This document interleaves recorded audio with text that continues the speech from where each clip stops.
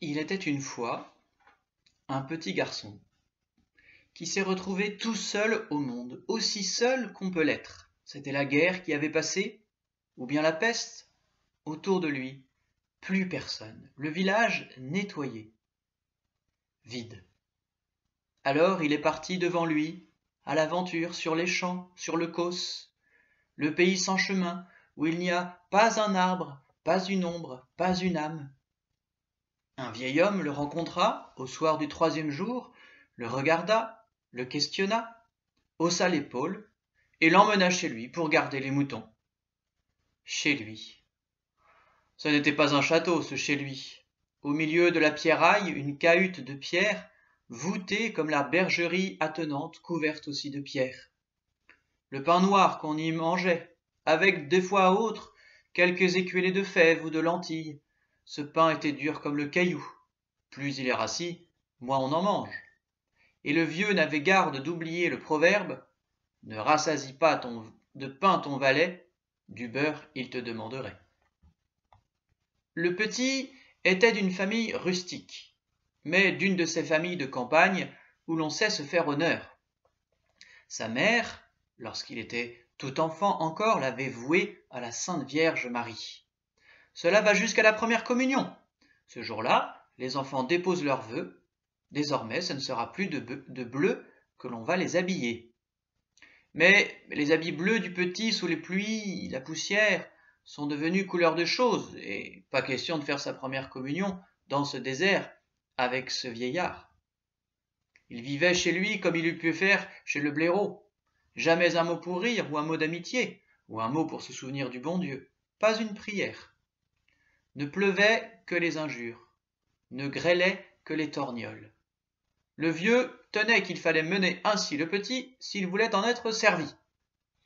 Mais l'enfant était de cœur si bon qu'ils n'ont pris aucune méchanceté.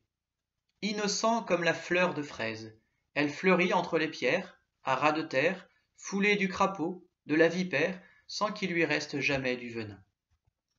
Il a marché 7 ans, pieds nus, hâve, décharné, gardant les moutons de son maître, sans voir âme qui vive, sans savoir ce qu'est le monde des humains et le monde de Dieu. Nourri de rudesse et de pain noir, n'ayant que l'amitié des buissons et des roches, dans l'ennui, se doutant à peine que c'était de l'ennui. Gardant cependant quelques souvenirs de son village, au temps qu'il vivait au milieu de tous les siens, le temps de sa bonne mère, et il se disait les soirs qu'il devait y avoir un pays autre que celui de son vieux maître. Un jour, dans ces déserts, il a vu venir 2 dames. Elles allaient à petits pas, cherchant la solitude, s'entretenant toutes deux. Et lui, il s'est blotti entre les buis, il est demeuré là en pied comme un saint de pierre. Elles ne l'ont pas vu, elles ne semblaient rien voir, elles parlaient de leurs peines. Il y en a toujours, en toute vie, des peines. Ceux qui n'en ont pas, ils peuvent les attendre. L'une pleurait « Mon Dieu, c'est trop, je n'ai plus de courage ». Et lui, du milieu de ses buis, il se sentait le cœur étreint, comme s'il lui faisait mal à lui la peine de cette femme qu'il ne connaissait pas. « Ma sœur, tu le sais, disait l'autre, il faut passer par le chemin des épines pour arriver au paradis. Mais là, plus de larmes, plus de malheur. Au paradis, c'est là qu'on commence de vivre, au paradis. » Elles sont passées, elles sont parties. Mais leurs paroles ne sont pas parties. En grande rêverie d'esprit est entré le petit pâtre. Sans cesse il revenait à ce paradis où l'on ne connaît plus les peines. Et quand il ramenait ses moutons à la lune levante, respirant ce goût d'herbe neuve, d'arbre en fleurs, il se sentait attiré vers il ne savait quoi. Si je pouvais trouver ce chemin des épines, si je savais où le prendre. Au matin de la Trinité, à ce qu'on dit, on voit lever 3 soleils sur les montagnes du Levant. Il n'y avait pas de Trinité, ni de dimanche pour le petit berger des moutons. Mais ce jour-là, le vent le lui a dit à l'oreille, où lui ont parlé ces fonds de ciel plus clairs que tout. Il n'aurait pu dire ce qu'il a pris. Comme s'il allait faire de l'orage, il a ramené ses moutons, les a fait rentrer au bercail, sans que le maître s'en avisât. Et il est parti devant soi, à Val-le-Vent. il a marché, d'un lieu de pierrailles et de buis à un lieu de folles avoines et de terre rouge, d'un petit bois de chênes noirs à un troupeau de roches grises pareilles à des bêtes. Il a vu changer la lumière, il a senti changer le goût du vent. Il a monté, il s'est vu dans une campagne plus en verdure, il a trouvé de l'eau, il a bu, puis, en grand rond, des mousserons qu'il a cueillis, qu'il a mangés. Et c'est alors, et c'est là qu'il a vu le chemin, celui que les dames avaient dit, le chemin des épines. Le cœur lui a bondi d'un coup comme une chèvre. Le chemin du paradis, le chemin du paradis. Il a pris ce chemin, le berger des moutons. Ses souliers gris, c'était la poussière qui lui couvrait les pieds, qui s'y collait au sang coulant sous les épines. Il a suivi la sente qui montait en lacet à l'échine du mont. De coude en coude, la vue se faisait plus longue. Il ne savait pas ce qui lui enlevait le cœur. Peut-être la cloche qu'il appelait de là-haut. Il n'avait jamais ouï pareil tintement de cloche. Peut-être l'air qui s'allégeait à mesure qu'il montait, plus clair qu'une eau de roche, tout de fraîcheur et de fin et d'espace. Si bien que du milieu de sa grande fatigue, il ne sentait plus la fatigue. Il est arrivé sur le mont, et là, il a trouvé une petite maison proche d'une fontaine. La porte était ouverte toute grande, c'était une chapelle.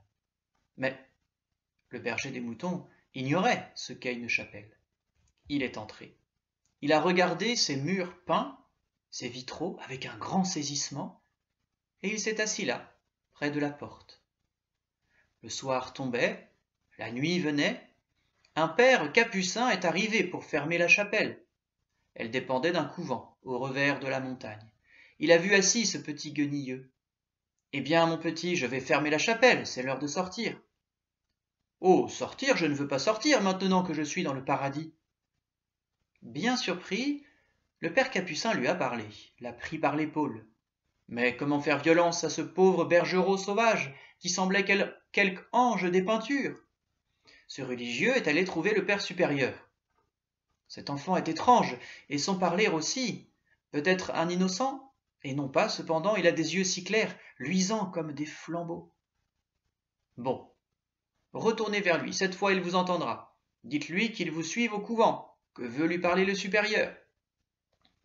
Comme d'avance l'avait dit le supérieur, le petit pâtre, qui ne savait pas ce qu'était supérieur et couvent, s'est levé, et il a suivi le père. Je vous suis si vous me promettez de me laisser revenir demain. Le supérieur lui a mis une main sur la tête, doucement il l'a fait parler. Comment il gardait ses moutons et qu'il les aimait bien, et comment il vivait, les coups et les criailleries du vieil homme.